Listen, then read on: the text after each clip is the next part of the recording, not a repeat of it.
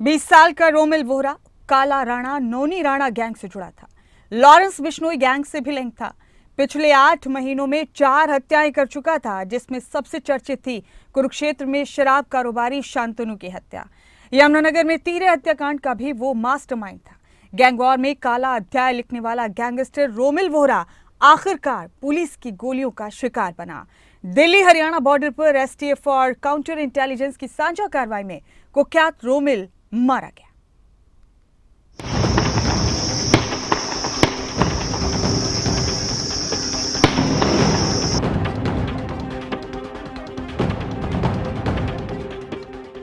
रोमिल वोहरा वही गैंगस्टर जिसके नाम पर पुलिस की डायरी में क्राइम कुंडली है।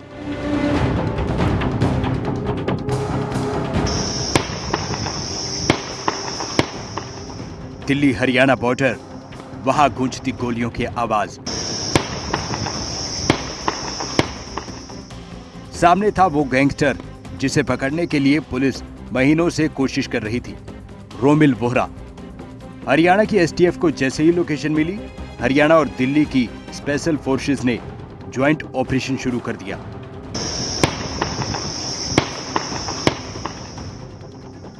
रोमिल वोहरा वही गैंगस्टर जिसने कुछ दिन पहले कुरुक्षेत्र के शाहबाद में शराब ठेकेदार शांतनु की गोली मारकर हत्या की थी, यमुनानगर ट्रिपल मर्डर केस में जिसका नाम आया था। 25 से 30 दोनों तरफ से क्रॉस फायरिंग हुई है, जिसमें रोमिल की तरफ से भी, एसटीएफ हरियाणा और दिल्ली स्पेशल सेल की तरफ से भी 25 से 30 और स्पॉट ये जो फरीदाबाद, मंगेर फरीदाबाद से फतेहपुर बेरी जो दिल्ली का रोड है, उसके बीच अब कितनी दूरी है ये मैं नहीं बता सकता। नाम रोमिल वोहरा, गैंग काला राणा नोनी राणा गिरोह, लिंक लॉरेंस बिश्नोई गैंग से जुड़ाव, रिकॉर्ड हत्या, लूट, फिरौती, अवैध हथियार रखना। सबसे चर्चित केस शराब कारोबारी शांतनु की हत्या ट्रिपल मर्डर केस में नाम। रोमिल की एंट्री गैंग में 8 महीने पहले हुई, लेकिन इतने ही कम वक्त में बना वो खतरनाक शूटर्स में से एक।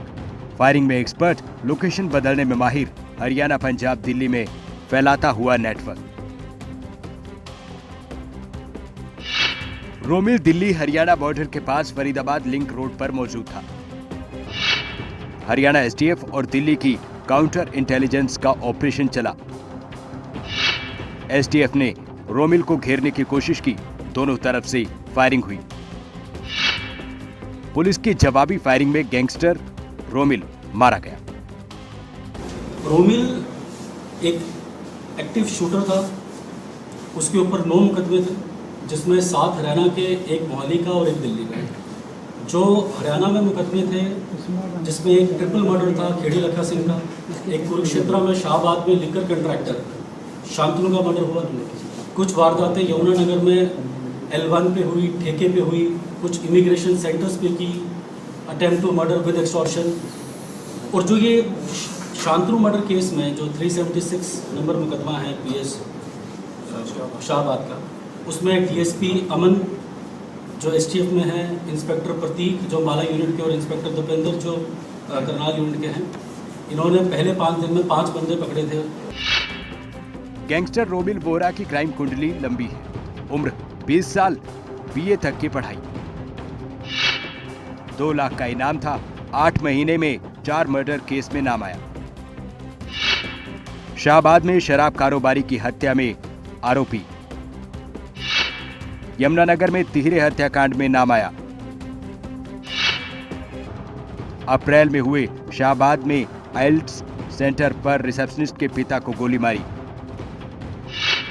मई में यमुनानगर के व्यासपुर में आइल्ट्स सेंटर पर फायरिंग की। मई में मोहाली में म्यूजिक प्रोड्यूसर पिंकी धालीवाल के घर पर फायरिंग की। अशोक विहार कॉलोनी यमुनानगर की ये तस्वीर, गैंगस्टर रोमिल का घर। सन्नाटा पसरा है। यमुनानगर के अशोक विहार कॉलोनी का रहने वाला रोमिल वोहरा ग्रेजुएशन तक की पढ़ाई, लेकिन पढ़ाई छोड़कर अपराध की दुनिया में कदम रख दिया। हरियाणा दिल्ली बॉर्डर पर पुलिस और गैंगस्टर के बीच भिड़ंत हुई और आखिरकार एक कुख्यात चैप्टर का खात्मा हो गया। दिल्ली और हरियाणा की स्पेशल फोर्सेस की संयुक्त कार्रवाई में गैंगस्टर रोमिल बोहरा को एनकाउंटर में मार गिराया गया। कुरुक्षेत्र से राजीव अरोड़ा के साथ यमुनानगर से रजनी सोनी के साथ ब्यूरो रिपोर्ट, खबरें अभी तक।